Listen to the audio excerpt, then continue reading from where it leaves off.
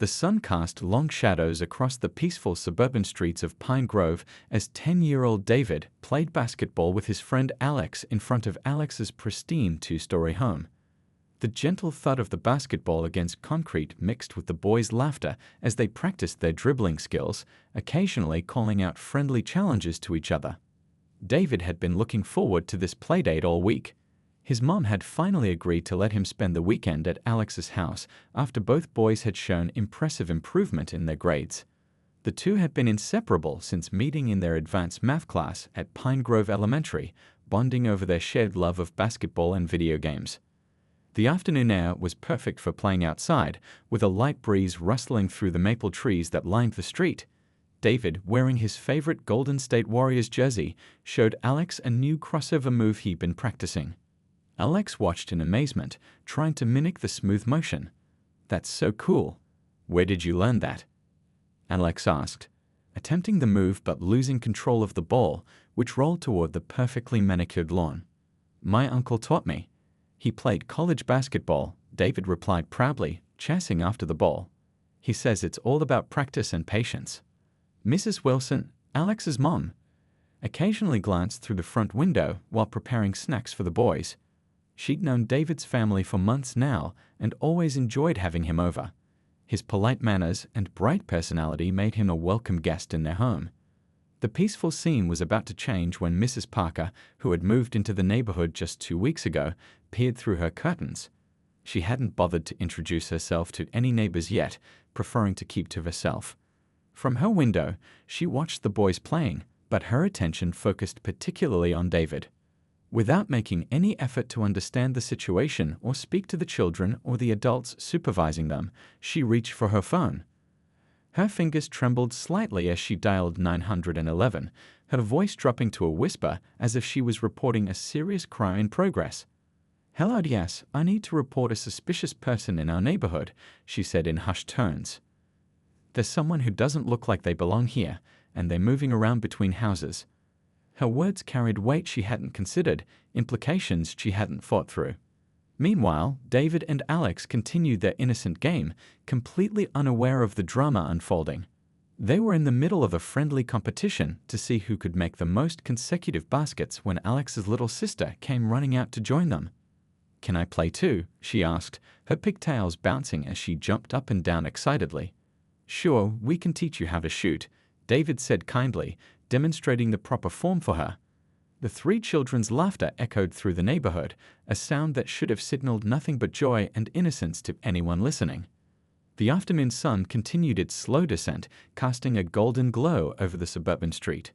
The children's shadows grew longer on the pavement as they played, their enthusiasm undiminished. It was the kind of moment that childhood memories are made of: friends playing together, sharing skills, and simply enjoying each other's company. But the peaceful scene was about to be disrupted. In the distance, the faint sound of sirens began to grow louder, though the children, absorbed in their game, didn't notice at first. The day that had started so perfectly was about to take an unexpected turn, one that would reveal deep-seated prejudices and spark important conversations in the community. The basketball bounced one last time before rolling to a stop as the first police car turned onto their street. None of the children could have imagined that their innocent afternoon of play would soon become a powerful lesson about judgment, justice, and the importance of standing up for what's right. This moment would mark the beginning of a series of events that would not only change their quiet neighborhood, but would also serve as a wake-up call for many in the community. As the police cars approached, the carefree atmosphere of childhood play was about to collide with the harsh realities of prejudice and assumption. Through her living room window, Mrs. Parker paced back and forth, phone clutched tightly in her hand. She had moved to Pine Grove, seeking what she called a better neighborhood, though she never quite explained what that meant. The pristine lawns and well-maintained homes had drawn her in, but now she saw something that didn't fit her narrow vision of her new community. "Yes, I'm still here," she spoke into the phone, her voice barely above a whisper. "I can see him clearly from my window. He's moving around between the houses." She conveniently left out the basketball, the laughter, and the obvious signs of children at play. Her perception was filtered through a lens of prejudice she might not even have recognized in herself. From her vantage point, Mrs. Parker could clearly see Mrs. Wilson in the kitchen window preparing snacks, but she chose to ignore this detail. She could hear the children's cheerful voices and the rhythmic bounce of the basketball, but these sounds didn't register as innocent play in her mind. Instead, she created a narrative that fit her preconceptions. "No, I haven't spoken to them," she admitted to the dispatcher, who had asked if she'd attempted to communicate with anyone involved. "I don't feel safe approaching." Her words carried weight she hadn't considered, implications she hadn't thought through. The dispatcher's voice remained professional, but carried a note of skepticism as they asked for more details about the supposed suspicious activity. Mrs. Parker struggled to articulate what exactly was suspicious about children playing basketball on a weekend afternoon. "Well, he's just not from around here. I know everyone in this neighborhood." This was, of course, untrue. She'd only lived there for 2 weeks and hadn't met any of her neighbors. Meanwhile, just a few houses down, Mrs. Wilson was arranging cookies on a plate, occasionally glancing out at the children with a warm smile. She had no idea that one of her neighbors was viewing her son's best friend through such a distorted lens. The contrast between these two perspectives, one of nurturing inclusion and one of fearful suspicion, couldn't have been starker. As Mrs. Parker continued her call, other neighbors began to take notice of her behavior. Mr. Thompson, an elderly gentleman who had lived in the neighborhood for decades, watched from his garden as she darted between windows, always staying just behind the curtains. He shook his head, recognizing the familiar pattern of unnecessary alarm he'd seen too many times before. The afternoon light was starting to fade when Mrs. Parker's attention was drawn to movement on the street. A sleek car had pulled up to the curb, and a woman in professional attire stepped out. Even from her window, Mrs. Parker could tell this wasn't just any parent. There was an air of authority about her that made Mrs. Parker's hands grow cold and clammy. The woman's heels clicked purposefully on the pavement as she walked toward Alex's house. She carried herself with the confidence of someone used to commanding respect in any room she entered. Mrs. Parker's curtain twitched as she tried to get a better look, her phone still pressed to her ear. "They're sending officers?" she asked the dispatcher, her voice now trembling slightly. Something about the new arrival made her question her actions for the first time. "How many are coming?" The dispatcher's response made her sink into her armchair, the weight of what she'd set in motion finally beginning to dawn on her. Outside, the children continued their game, oblivious to the drama unfolding around them. The basketball bounced against the pavement, the children laughed, and the afternoon went on. But in just a few minutes, that innocent play would be interrupted by the arrival of police cars, and the quiet neighborhood would become the stage for a confrontation that would expose the painful reality of prejudice in their community. Mrs. Parker watched as the first flashes of blue and red lights appeared at the end of the street. Her curtains closed completely now, but she couldn't block out the sound of approaching sirens. She had made a call that would have consequences, not just for herself, but for everyone involved. The peaceful afternoon was about to transform into a powerful lesson about judgment, assumptions, and the responsibility we all have to examine our own biases. The weight of her actions pressed heavily on her shoulders as she heard car doors slam outside. She had never expected her call to escalate like this, but now it was too late to take it back. The events she had set in motion were about to unfold, and they would change the neighborhood in ways she never anticipated. The quiet afternoon was shattered by the arrival of 2 police cars, their lights flashing against the well-kept houses of Pine Grove. The police cars rolled to a stop near Alex's house, causing the basketball to freeze mid-dribble in David's hands. The children's laughter died away as 4 officers stepped out of their vehicles, their expressions serious as they surveyed the scene. Mrs. Wilson rushed out of her house, wiping her hands on her apron, confusion written across her face. "Is everything all right, officers?" she called out, quickly moving to stand near the children. Alex's little sister clutched her brother's arm, her eyes wide with uncertainty. "We received a call about suspicious activity in the area," one of the officers explained, his hand resting casually on his belt. His eyes scanned the scene. 3 children, a basketball, and a plate of cookies visible through the kitchen window. Nothing that matched the urgent nature of the call they'd received. Suspicious activity? Mrs. Wilson's voice rose slightly. "These are children playing basketball in my front yard. This is my son Alex, his friend David who's staying for the weekend, and my daughter." She gestured to each child in turn, her protective instincts kicking in. The second officer, a younger woman, stepped forward. "Ma'am, we're just following up on a call," someone reported. She paused, seeming to choose her words carefully. Someone who they believed didn't belong in the neighborhood. The implications of those words hung heavy in the air. David stood quietly, the basketball held tight against his chest, his earlier joy replaced by a look no child should have to wear. Alex moved closer to his friend, their shoulders touching in a silent show of support. Other neighbors began emerging from their homes, drawn by the commotion. Mr. Thompson left his garden and walked over, leaning on his cane. "What's all this about?" he asked, his voice carrying the weight of someone who had seen too many similar scenes in his lifetime. The officers continued their questioning, though it was becoming increasingly clear that the call had been unnecessary. Mrs. Wilson answered patiently, explaining about the playdate, showing them David's overnight bag in the house and the schedule of activities she had planned for the boys. "David's mother knows he's here?" the first officer asked, still following protocol despite the obvious nature of the situation. "Of course she does," Mrs. Wilson replied, her patience wearing thin. "She dropped him off herself this morning. She's actually due to come by soon to check on him." As if on cue, the sound of another car approaching drew everyone's attention. A sleek black car pulled up to the curb, and out stepped a woman whose presence immediately commanded attention. She wore a tailored suit, and her eyes quickly assessed the scene before her. The police cars, the frightened children, and the gathering neighbors.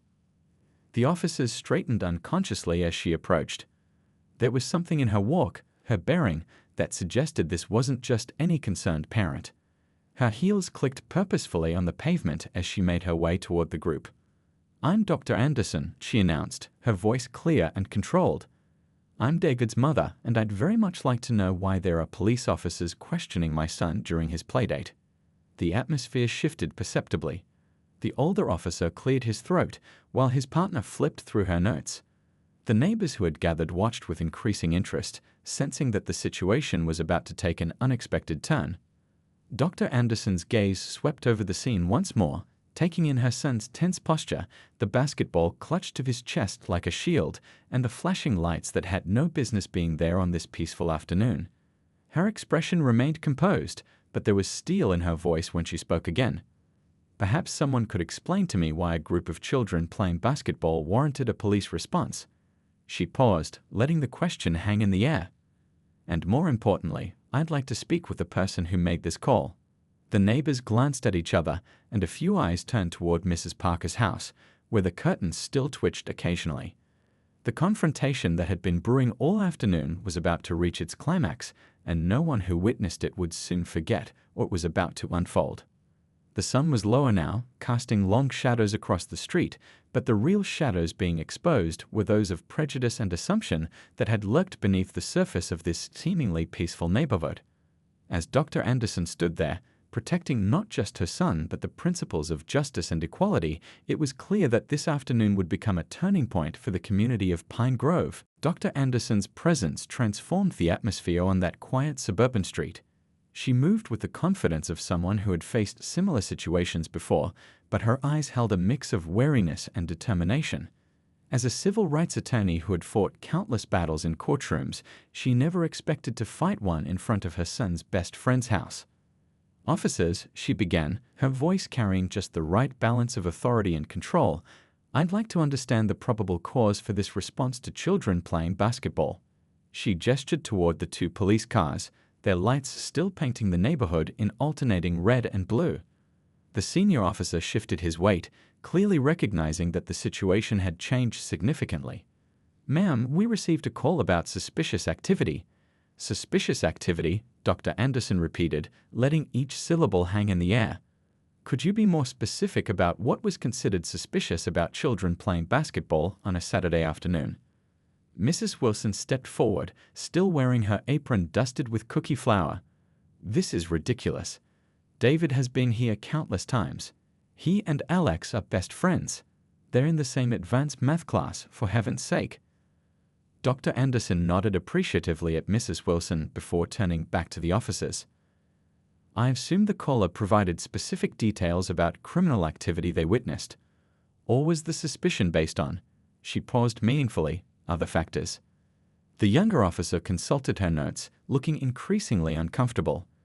The caller reported someone who didn't belong in the neighborhood. I see, Dr. Anderson said quietly. She turned to look at the gathered neighbors, her gaze settling on Mrs. Parker's house with its twitching curtains. And would the person who made that determination like to come explain their criteria for who belongs in this neighborhood? The silence that followed was deafening. Even the birds seemed to have stopped chirping. David and Alex stood close together, watching the scene unfold. The basketball lay forgotten on the ground. Because I would be very interested, Dr. Anderson continued, her voice carrying clearly down the street, in understanding how someone could look at a child playing basketball with his friend and see a threat. I would be fascinated to hear the explanation. Finally, the front door of Mrs. Parker's house opened slowly. She emerged, looking much smaller than she had felt when making the call from behind her curtains. Her face was flushed as she made her way down her front walk. I just moved here, she began weakly. I didn't know. You didn't know? Dr. Anderson echoed. You didn't know, so you called armed officers to respond to children playing. You didn't know, so you didn't bother to speak to your neighbors, to ask questions, to simply observe the obvious signs of a playdate.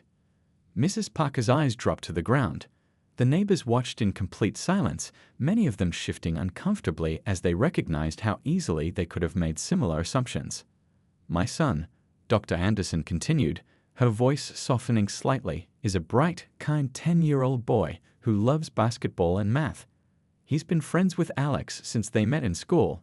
He's a child who deserves to play without fear, to have playdates without police interruption, to exist in this space without being seen as a threat. She turned to address the gathered neighbors directly. This isn't just about one afternoon or one phone call.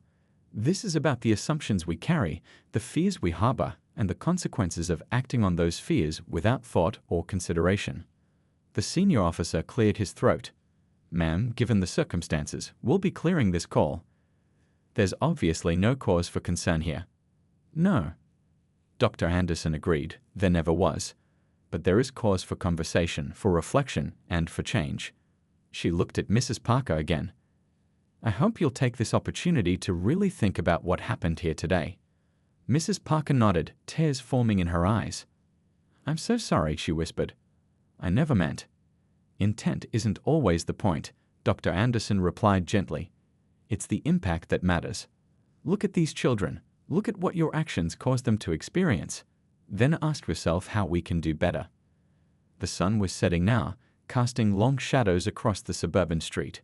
The police officers returned to their cars, lights finally going dark. The neighbors began to disperse, many of them deep in thought about what they had witnessed. Dr. Anderson walked over to where David and Alex stood. She knelt down to their level, her professional demeanor softening into motherly concern. Are you boys okay? She asked, looking between them. The friendship between these two children, she realized, might be the seed of change this neighborhood needed. Sometimes the most powerful lessons about justice and equality come not from courtroom battles, but from afternoon basketball games and shared cookies between friends. The confrontation that followed would be remembered in Pine Grove for years to come. With the police cars still parked nearby, Dr. Anderson turned her full attention to Mrs. Parker, who stood trembling on the sidewalk. The setting sun cast long shadows across the suburban street, adding drama to an already tense scene. Let's talk about what happened here today, Dr. Anderson said, her voice carrying the weight of countless similar conversations. Not just about your call, but about why you made it. She gestured to a nearby bench, inviting Mrs. Parker to sit. Mrs. Parker sank onto the bench, her earlier confidence completely deflated. The neighbors who remained formed a loose circle, drawn into what was becoming a powerful teaching moment. Mr. Thompson, the elderly neighbor, leaned on his cane as he listened intently. I've just moved here, Mrs. Parker began, her voice barely above a whisper. I didn't know anyone, and I thought. You thought you were protecting the neighborhood, Dr. Anderson finished for her. But from what? From children playing basketball? From friendship? From joy? The question hung in the air as Mrs. Wilson brought out the plate of cookies she prepared earlier. She offered them around, this simple act of sharing food somehow making the difficult conversation more manageable. When you looked out your window, Dr. Anderson continued, "You saw something that frightened you. But what you actually saw was my son, a child who earns straight A's, who loves basketball, who helps his friend's little sister with her math homework. You saw a threat where there was only childhood friendship." Several neighbors nodded, some looking down at their feet in recognition of times they might have made similar assumptions. The children had moved to sit on the grass nearby, listening and watching as the adults confronted uncomfortable truths. "I've spent my career fighting for justice in courtrooms," Dr. Anderson explained, "but some of the most important battles happen right here, in neighborhoods like this, in moments like this. It happens when we challenge our assumptions, when we question our fears, when we take the time to know our neighbors." Mrs. Parker wiped tears from her eyes. "I never meant to cause harm," she said. "I didn't think about the impact." "That's exactly what we need to think about," Dr. Anderson responded firmly but kindly. "The impact of our actions, the weight of our assumptions, the consequences of our fears. Every time we make a call like the one you made today, we're not just disrupting lives, we're teaching children lessons about who belongs and who doesn't." A gentle breeze rustled through the trees as the conversation continued. Alex's little sister had fallen asleep against her brother's shoulder, the innocent piece of childhood in stark contrast to the heavy discussion taking place. "The real question now," Dr. Anderson said, looking around at all the gathered neighbors, "is what we're going to do about it. How do we make sure this doesn't happen again? How do we build a community where every child feels safe to play, to learn, to grow?" One by one, neighbors began to speak up. Ideas were shared about community gatherings, about getting to know each other better, about creating spaces where children could play freely without fear. Mr. Thompson suggested regular neighborhood meetings, drawing from his decades of experience in community building. Mrs. Parker, who had been quiet for a while, finally spoke up. "I want to learn," she said quietly. "I want to do better." "I need to do better." Dr. Anderson nodded approvingly. "That's where change begins, with the willingness to learn, to grow, to see things differently." She looked over at the children, who were now sharing the remaining cookies. "Look at them. They don't see differences the way we do.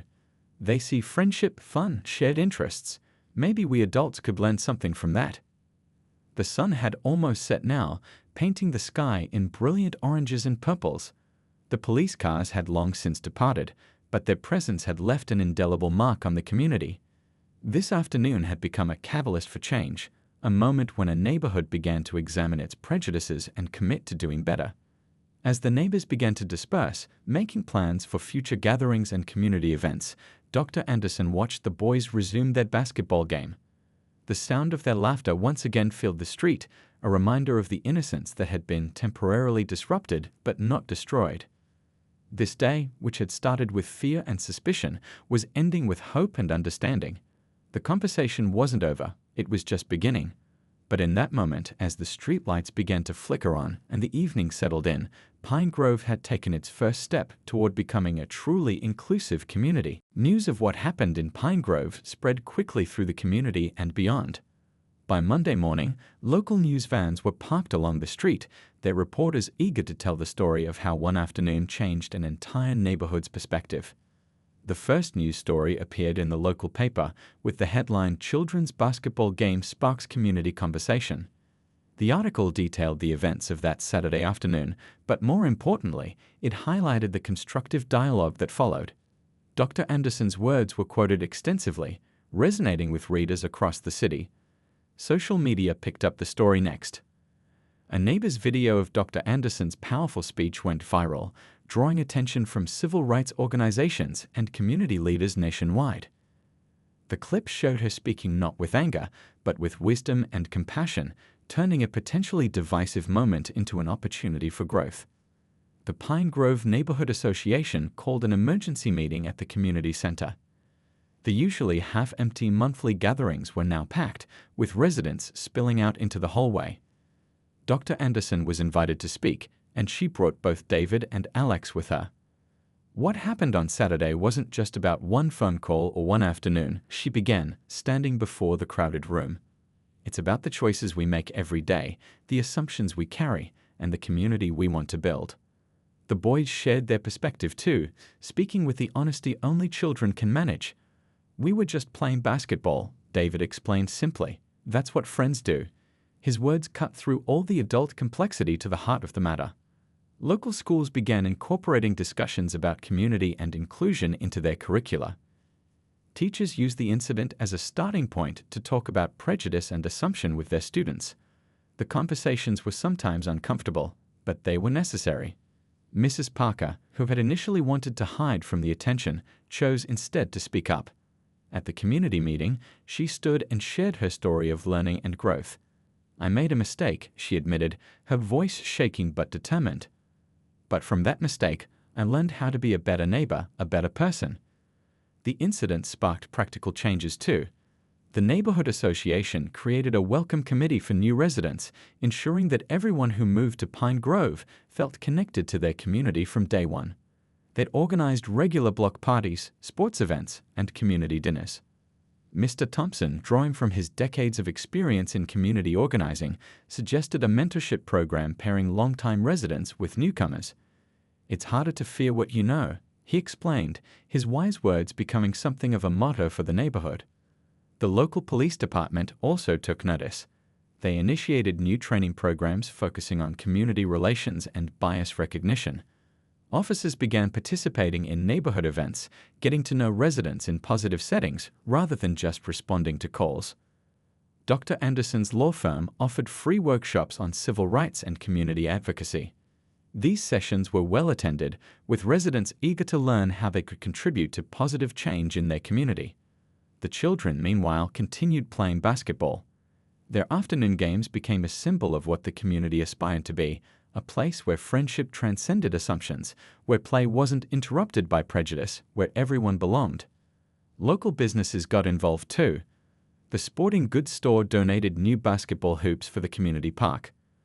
The ice cream shop started hosting monthly community unity days, where neighbors could gather and get to know each other over free ice cream. The story reached national news outlets, not for its conflict, but for its resolution. Pine Grove became an example of how communities could turn moments of tension into opportunities for growth. News crews interviewed residents, captured community events, and shared the story of a neighborhood's transformation. As summer turned to fall, the changes in Pine Grove became more permanent. New traditions were established, connections were strengthened, and the community grew closer.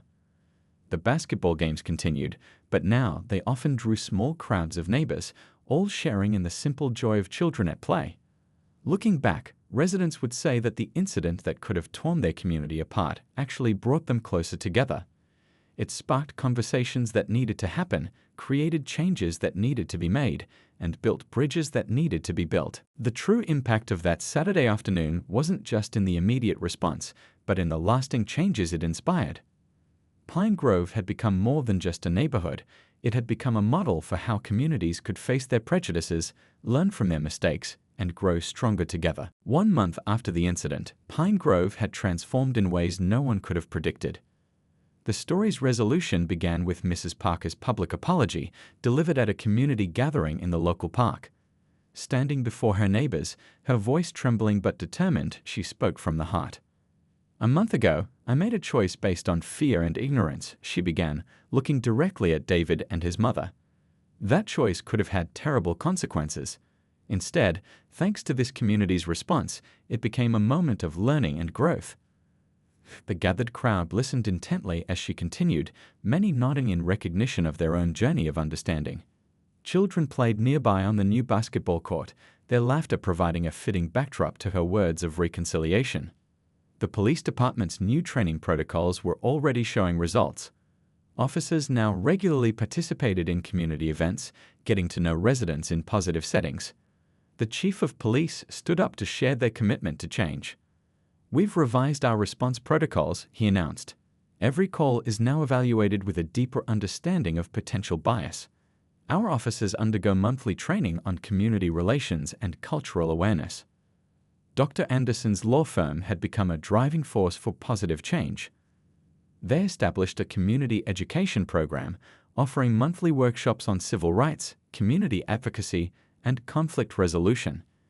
These sessions often ended with informal gatherings where neighbors could share their experiences and insights. The friendship between David and Alex had grown stronger through the experience.